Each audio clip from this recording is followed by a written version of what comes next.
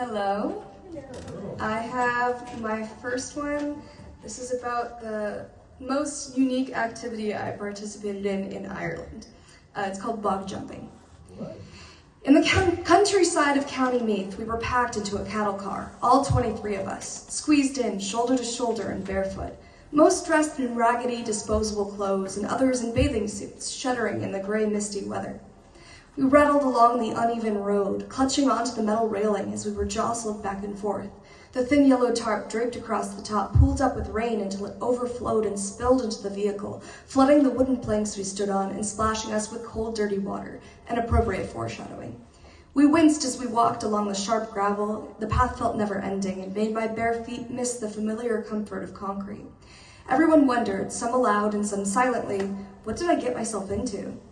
At the end of our trek, we circled around the perimeter of the big brown mass, waiting for our signal. With a farmer's nod of approval, we jumped feet first into the peat. We emerged with thick globs of the bog still stuck to us, destroying our clothes and painting us cocoa-colored from head to toe. A freedom not felt since childhood, untethered from all expectations of cleanliness or civility, the kind of laughter that leaves your eyes watering and your abdomen sore. We waded waist deep in this mythical substance whose physics we were yet to understand. Somewhat akin to quicksand, the harder you struggle, the deeper you sink. The only way out is an army crawl. We discovered firsthand an ancient Irish truth. There is no graceful way to get yourself unstuck from a bog. I thought about the poet Seamus Heaney and his words on nature, loss, and innocence. I reflected on the naturalist's death as I witnessed the simultaneous birth of 23 new ones.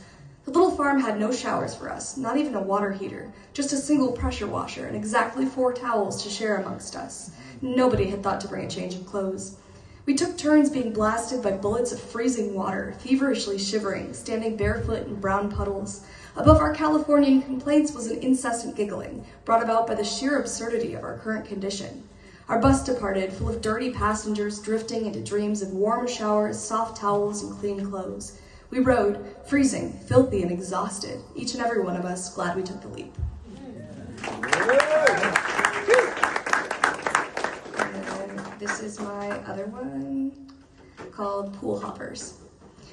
We aren't liars, we aren't thieves, we aren't vandals. We're guests too. Unexpected, not uninvited. After all, the gate was open. I never cared about the princesses, the dragons, the fairy tales. I was scared of monsters and roller coasters, and theme parks are too pricey anyway. My family was after a different kind of fun. The kind of fun that can only be had by bending a few rules. After parking a few blocks away, we make our way toward the hotel. We strut past security with the confidence of a much wealthier family. I remember my aunt's wise words, just act like you know what you're doing. We ran toward the water, my cousins and I, our faces ghost white from sunscreen applied in haste, and my bright blonde hair tinted chlorine green. We became professionals at tailgating tourists with Mickey Mouse ears, stretching out on the lounge chairs, just like we owned the place. Respectable families, luxury getaways, disrupted by our excited screams and roaring laughter. I was never an athletic kid, save for my favorite sport, chasing down maid carts. Races which ended in breathlessly begging for little bars of soap. I can still smell the eucalyptus lemon of the Grand Californian and the summer fig scent of the Paradise Pier. In all our years, we were caught surprisingly few times. The last I remember is when my cousins and I practiced our Spanish with one of the cleaning ladies. She asked where we were staying, and my dad confessed, "Nosotros calamos," to which she laughed and whispered in English, "That's okay, there's too many rich people here." Thank you.